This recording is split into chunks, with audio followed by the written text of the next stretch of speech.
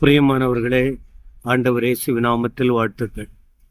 இன்று ஒரு இறைச்செய்தி உங்களோடு பேசுவதற்கு தேவன் கொடுத்த பாராட்டின தயவுக்காக கர்த்தருடைய நாமத்தை துதிக்கிறேன். பரிசுத்த வேதத்தில் உள்ள வார்த்தைகளை படிக்கும்போது கேட்கும்போது அதில் அதற்குள்ளே ஜீவன் இருக்கிறது, ஆறுதல் இருக்கிறது, அமைதி இருக்கிறது, ஆசீர்வாதம் இருக்கிறது.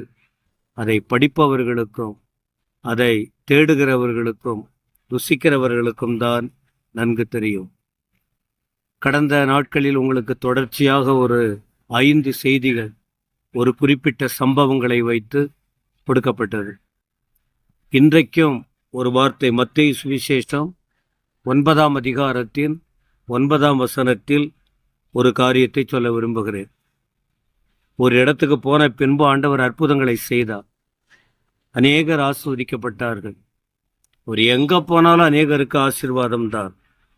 முடிந்த பிறகு இப்போது தன்னுடைய பிரயாணத்தை தொடங்குகிறார். ஏன்? இளைப்பாறுவதற்காக அல்ல, பிறருக்கு நன்மை வர வேண்டும் என்று. அப்படி போகும்போது புறப்படும்போது ஒருவரை பார்க்கிறார். அதை ஆயத்துறையில் அமர்ந்திருந்தவன் சொல்லியிருக்க. ஆயத்துறை அப்படின்னா சுங்கவரி, வரி வசூலிக்கிற இடம். அங்கே அவனுடைய பெயர் மத்தேயுன்னு சொல்லப்பட்டிருக்கு. அதை பார்த்த உடனே ஒரு வார்த்தை சொன்னார், எனக்கு பின்னே வா.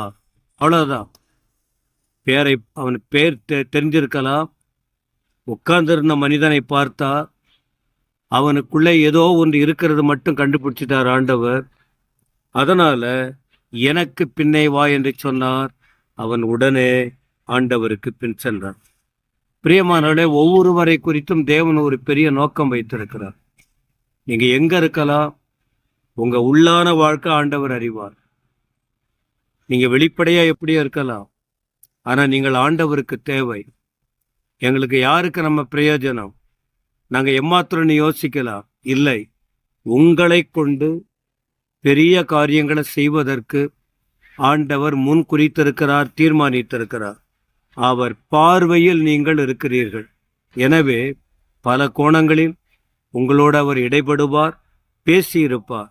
அதை உணர்ந்து கேட்டு நாங்கள் என்ன செய்யணும் ஆண்டவரேன்னு உங்கள் வாழ்க்கையை ஒப்பு கொடுத்து அவர் பின்னாலே நீங்கள் போகும்போது, வார்த்தையை கேட்டு பின்பற்றும் போது உங்கள் எதிர்காலம் ஆசீர்வதிக்கப்படும், உங்கள் நிலைமை மாறும், நீங்கள் அநேகருக்கு ஆசீர்வாதமாக இருப்பீர்கள்.